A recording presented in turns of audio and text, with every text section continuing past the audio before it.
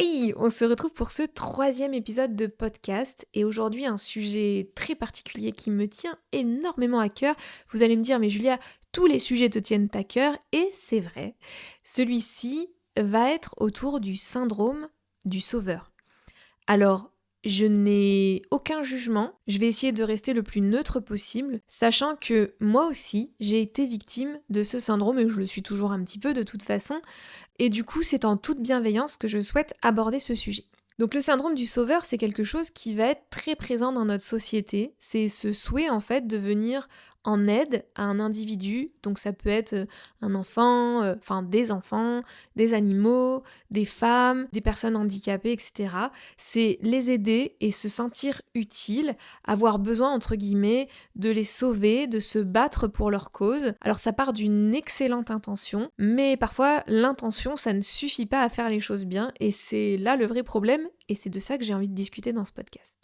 Donc les métiers engagés, tels que le métier dans l'éducation canine ou dans l'éducation positive, c'est des métiers qui vont forcément attirer des personnes qui vont être plus sensibles, qui vont se sentir concernées, qui vont être engagées. C'est des personnes qui ont vraiment beaucoup d'empathie et qui en général ne supportent pas l'injustice, la souffrance, l'abandon. C'est des personnes qui sont énormément investies. Et ces personnes-là, elles ont parfois tendance à croire que plus on souffre pour la cause, plus on est une bonne personne, plus on est investi pour la cause, plus on est une bonne personne. Et il y a quelque chose qui se retrouve beaucoup dans les milieux militants et engagés, c'est le burn-out. Voilà, la surcharge mentale, l'épuisement physique et psychologique dû à un engagement psychologique trop important, parce que ça peut vraiment ronger. Alors juste pour rappel, parce que ça me tient vraiment à cœur, j'ai été moi-même victime d'un burn-out l'été dernier, donc en juillet 2025, et ce burn-out est en partie dû à cause de mon engagement, de mon militantisme, de mon syndrome de la sauveuse auprès de mes proches, auprès de l'éducation canine, auprès de l'éducation des enfants aussi, auprès de la cause féministe. Bref, c'est beaucoup d'engagement et vraiment, je pense que ça m'a littéralement épuisée à tel point que je me suis pas relevée et je suis restée 2 mois alitée. Donc je sais vraiment de quoi je parle avec ce syndrome du sauveur et encore une fois, je ne juge pas, ça part vraiment d'une bonne intention, mais encore une fois, si ça nous met à terre, dans ce cas-là, on ne peut plus rien faire et on n'est plus du tout utile pour la cause. Et si on ne le fait pas bien, parfois on peut aller à l'encontre de la cause. Le syndrome du sauveur, c'est un syndrome que l'on retrouve beaucoup dans la prévention et la protection animale, dans l'éducation canine, dans l'éducation positive, dans l'éducation des enfants. Il y a vraiment ce souhait en fait de vouloir sauver et de partir du principe que l'amour, l'investissement et les bonnes intentions vont suffire. Ce qu'on retrouve énormément par exemple au niveau des refuges, lieux que je côtoie régulièrement et que vraiment j'affectionne tout particulièrement. Ça doit être à cause de mon syndrome de la sauveuse. On retrouve énormément de bénévoles qui s'impliquent corps et âme et vraiment c'est merveilleux parce que c'est souvent en partie et essentiellement grâce aux bénévoles que les refuges peuvent vivre et vraiment survivre. Cependant, la plupart des bénévoles n'ont pas de vraie formation et considèrent que leur investissement, leur envie et leur amour suffit pour aider les chiens qui sont dans les refuges. Et moi-même qui passe beaucoup de temps dans les refuges, ou du moins qui a passé beaucoup de temps dans les refuges et je continue aujourd'hui d'y aller, j'observe en fait que les gens se mettent en danger et ont des techniques qui vont à l'encontre du bien-être animal, mais aussi qui vont pas rendre les chiens adoptables, qui vont pas améliorer l'adoptabilité, je ne sais pas si ce terme existe, des chiens, et du coup ça peut vraiment faire tout l'inverse de ce qu'ils ont envie de faire, tout simplement. Ça crée aussi énormément de tensions entre les gens, il y a beaucoup de jugements entre les gens, de culpabilisation, de courants de pensée. C'est pas le milieu le plus sain que je connaisse, le milieu des refuges, et du coup ça peut faire des emportements, bref, ça peut faire des fâcheries entre les gens qui ont pourtant la même intention. C'est quelque chose qu'on retrouve aussi énormément en éducation canine. Ne serait-ce que dans le courant d'éducation positive, il y a beaucoup de personnes en fait qui sont très impliquées, mais on peut retrouver une espèce de petite guéguerre entre les éducateurs en positif. Alors, Cette guerre, elle est pas, cette guerre entre guillemets, hein, elle est pas mauvaise en soi parce que elle permet la remise en question, l'évolution et voilà, il faut pas non plus faire que de l'entre-soi et cetera. Mais il y a un peu ce truc de qui sera le meilleur sauveur dans l'éducation positive? Qui est-ce qui, se mettra le plus en avant? Qu'est-ce qui, fera la plus belle des actions? Et le syndrome du sauveur peut devenir un outil marketing et c'est là où il faut vraiment faire attention. Toutes les vidéos, et ça il l'utilise aussi énormément dans les vidéos d'éducation en méthode coercitive, hein, mais mettre en avant cette espèce de profil de sauveur ou de sauveuse comme outil marketing, je sauve des chiens de l'euthanasie, je sauve des chiens de l'abandon, et que derrière on regarde plus trop ce que je fais, mais vraiment le résultat, bah du coup ça permet d'utiliser des techniques qui ne respectent pas ni les dernières données scientifiques, éthologiques, ou tout simplement le bien-être physique, psychologique du chien. Et c'est là où on peut voir arriver des dérives. Et donc ce syndrome du sauveur, il est vachement utilisé comme outil marketing, notamment par les éducateurs qui sont en coercitif, parce que ça va toucher profondément les personnes qui aiment les animaux tout simplement. Et donc c'est assez malhonnête finalement d'utiliser ce syndrome du sauveur. Il y a un conseil que je donne à nos élèves qui sont en formation professionnelle pour devenir éduc canin, c'est de réfléchir à pourquoi en fait ils ont eu envie ou ils ont envie de devenir éducateur ou éducatrice canin. Parce que souvent, quand on fait la phase de recrutement, les premières raisons sont vraiment des très mauvaises raisons. Parce que j'ai envie de sauver des chiens, parce que j'ai envie d'aider les refuges, parce que je préfère les chiens aux humains, des choses comme ça. Enfin, on va retrouver ce genre de raisons. Or, en fait, être éduque, comme on l'a vu dans l'épisode de podcast précédent, c'est aider les humains à mieux comprendre les chiens et à mieux les accompagner dans l'éducation de leurs propres chiens. Donc c'est vraiment avant toute chose intervenir auprès des humains et ça va avoir un impact sur les chiens. Mais on va pas, entre guillemets, sauver des chiens, on va pas non plus vider les refuges parce que on est dans une société, dans un système qui a un énorme dysfonctionnement, qui place vraiment le chien comme outil marketing, comme outil de richesse, comme outil objet, comme substitut d'enfant, comme comme plein de choses. Et du coup, le chien aujourd'hui en France n'a pas la place qu'il devrait avoir en vrai, dans le respect de son intégrité physique et psychologique. Et du coup, les refuges sont principalement remplis pour cause de maltraitance, d'exploitation, d'utilisation, de mauvais achats, d'achats impulsifs, etc. La plupart du temps, c'est pas du tout pour des raisons de méthode éducative, qu'elles soient coercitives ou positives, que les refuges sont remplis. C'est vraiment pour tout le reste. Et vouloir sauver les chiens, intervenir dans les refuges, accompagner les gens qui vont adopter un refuge, etc., c'est en quelque sorte un petit peu nourrir le système.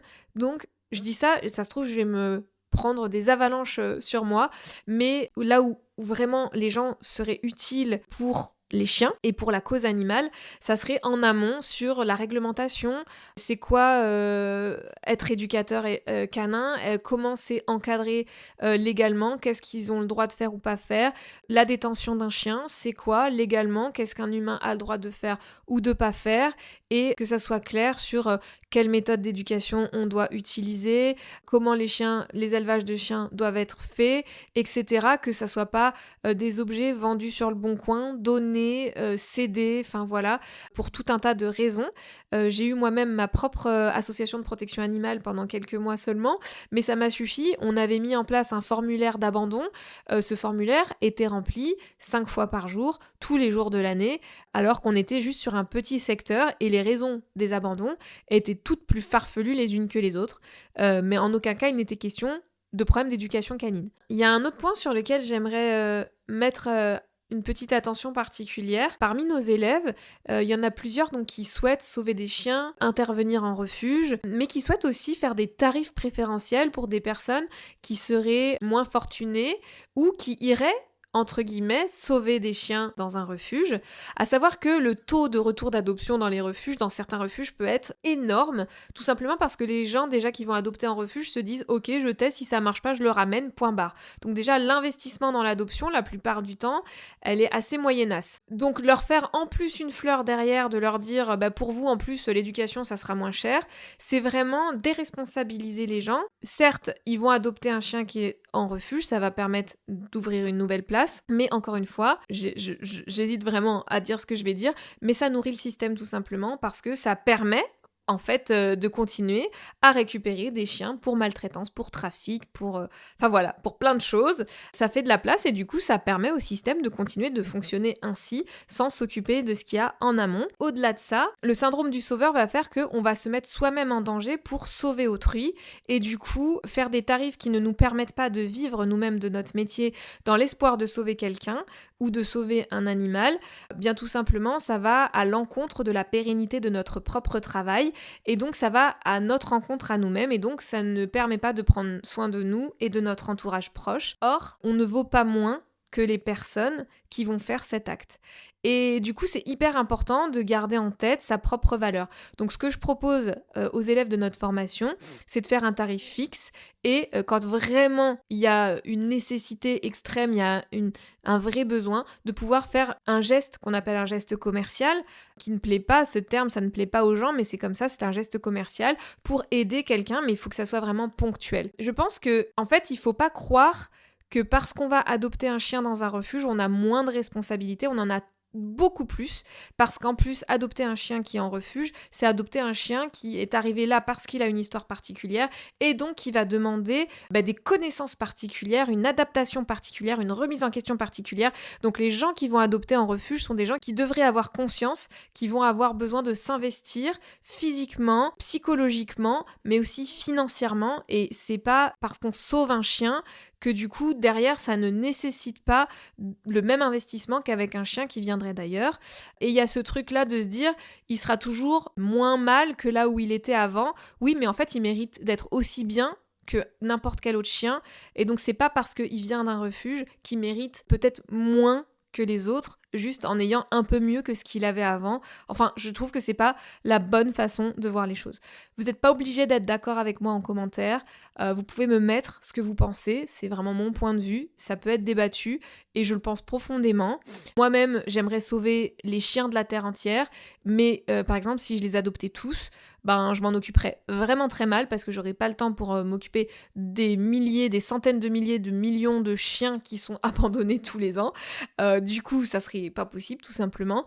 Et donc, ça serait pas un bon acte. Voilà. Et puis de toute façon, si je vidais tous les refuges, ils seraient remplis dans les semaines qui suivent, et donc ça ne ferait que nourrir le système. Voilà, je vous laisse avec cette réflexion. Le syndrome du sauveur, est-ce que vous avez l'impression d'en souffrir ou pas, d'en être victime ou pas?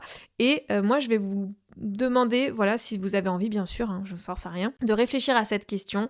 Si vous êtes déjà allé travailler dans un refuge ou si vous avez déjà voulu faire des tarifs moins chers pour d'autres personnes, pourquoi vous avez voulu faire ça? Pourquoi vous avez envie d'être éduque? Pourquoi vous avez envie de sauver les animaux? Qu'est-ce que ça vient toucher chez vous? Et oui, là on voit mes 12 ans de psychothérapie que je suis, mais c'est hyper important avant de se donner à la cause, avant de perdre des choses, parce que finalement quand on donne autant, il faut être prêt à perdre. Pourquoi vous êtes prêt à perdre autant pour donner à une cause? Et réfléchissez-y, et si vous n'avez pas la réponse, peut-être que c'est pas encore le bon moment pour vous lancer dans la cause, ou alors faites-le en même temps que vous vous lancez dedans, mais ça demande vraiment un accompagnement important et un vrai travail sur soi. Allez, je vous laisse avec cet épisode, j'espère qu'il vous aura plu. On est là vraiment pour se poser des questions, pour réfléchir ensemble. Comme vous pouvez le ressentir, c'est des sujets qui me touchent particulièrement à cœur. Donc j'espère vraiment que vous ne m'en voudrez pas si vous n'êtes pas d'accord avec moi. Et encore une fois, c'est hyper cool de pas être d'accord parce que ça permet justement de nourrir notre réflexion. Je vous laisse avec ça et je vous dis à la prochaine.